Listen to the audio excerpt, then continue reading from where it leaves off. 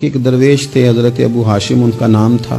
کہتے ہیں بڑی مجبوری تھی, مجھے کہیں جانا تھا تو کشتی نہیں مل رہی تھی. اچانک ایک کشتی گزرنے لگی تو میں بھی سوار ہونے لگا. تو ملاح نے مجھ سے کہا کہ یہ ایک صاحب بیٹھے ہیں, بڑے امیر ہیں, ساتھ ان کی کنیز ہے, انہوں نے مجھ سے بک کر لی ہے. وہ جو صاحب بیٹھے تھے بڑے سیٹھ آدمی تھے, کہنے لگے میاں آپ کسی اور کشتی میں. وہ جو ان کی کنیز تھی نا, وہ کہنے لگی چہرے سے کوئی نیک آدمی لگتا ہے, اتنی سواریوں کی جگہ ہے, کسی کونے خدرے میں بیٹھ جائے گا, ہمارا کیا جائے گا. کہا اچھا چلو آ جاؤ.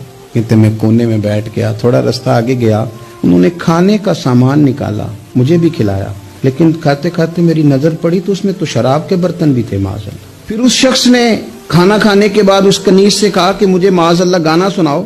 وہ گانے گانے لگی, یہ میری طرف متوجہ ہونے لگا, مجھے کہنے لگا سنو. میں نے کہا میں یہ نہیں سنتا.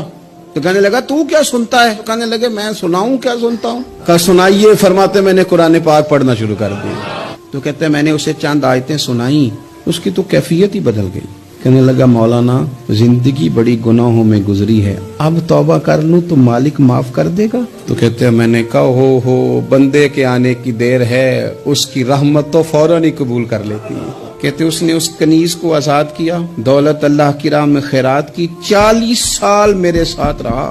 پھر میں نے اس کی زبان سے سوائے خیر کے جملہ نہیں سنا. ایک کی بات کرتا تھا, کہتا تھا شیخ کاش آپ مجھے تھوڑا پہلے مل جاتے.